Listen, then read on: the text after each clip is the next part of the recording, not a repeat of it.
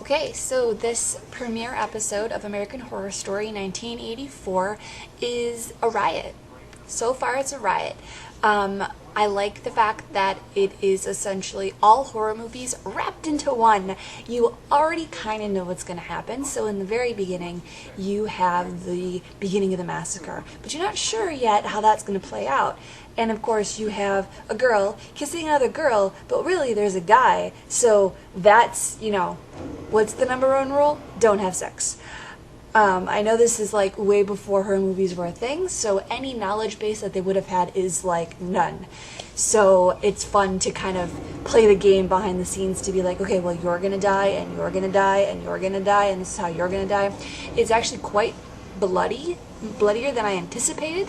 However, I suppose with the horror movie-esque theme, we're going for the more gory ends of things. Also, all gory, American Horror Story, so gory, so in your face, so not letting anything to the imagination. None of this surprises me at all. Well, okay, so you have Mr. Jingles, and it's so the thing I like is that so he has his keys, and I don't have a set of keys over here, so this won't even work. But he has his keys, and he finds the keys, and he likes the sound, the of the keys. And well, yeah, that's probably a trigger noise for him. Hello, he loves it. He loves killing people. As per the story that they told of him, he was good at his craft. So of course he's gonna be like, hear the noise of the jingles or hear the noise of the keys and say, I'm back in my game, baby, I'm back. So just kind of being amused by that. When the doctor showed up at the mental hospital, I really thought it was Sarah Paulson. But alas, she's not here.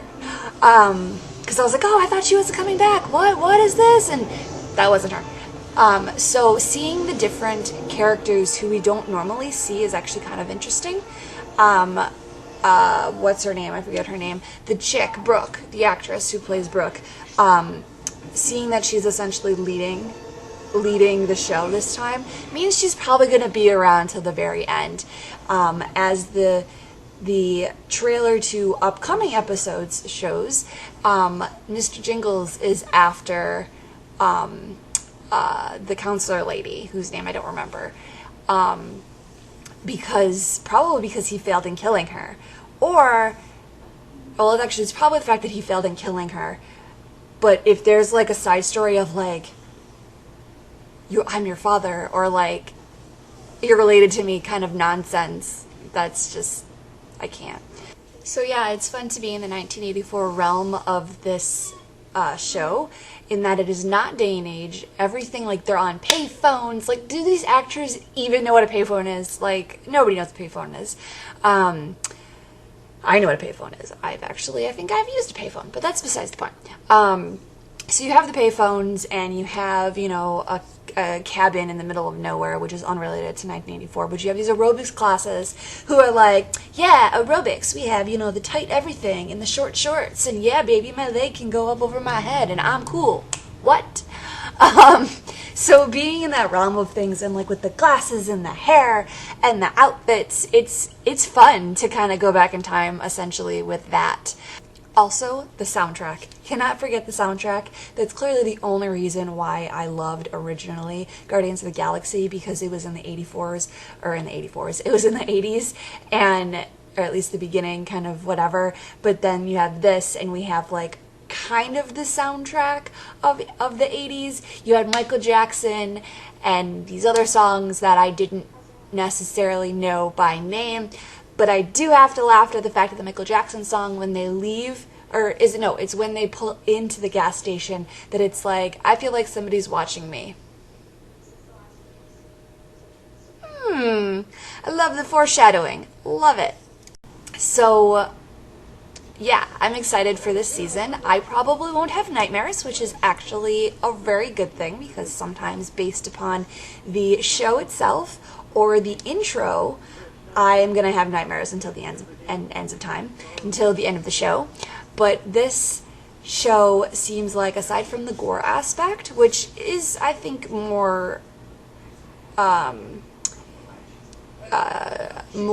the producer's thought process on that is how horror movies are going to today, that it's going to the extreme on the gore, and it kind of like that's you can't imagine it, you have to show it. And plus, come on, American Horror Story never not showed anything. But so yeah, I was happy and intrigued by the intro. I do miss the what is it, the I can't even like do it, but the original horror or American Horror Story intro music. This is different. This is hyped up, 1984-esque, and yeah, let's do this thing. Oh, there's blood over there. That's cool. Okay, let's go. I almost foresee this being some kind of parody, but not really. I don't know. I can't really describe it. I'm just excited, and I wanted to share my excitement by this. So here you go.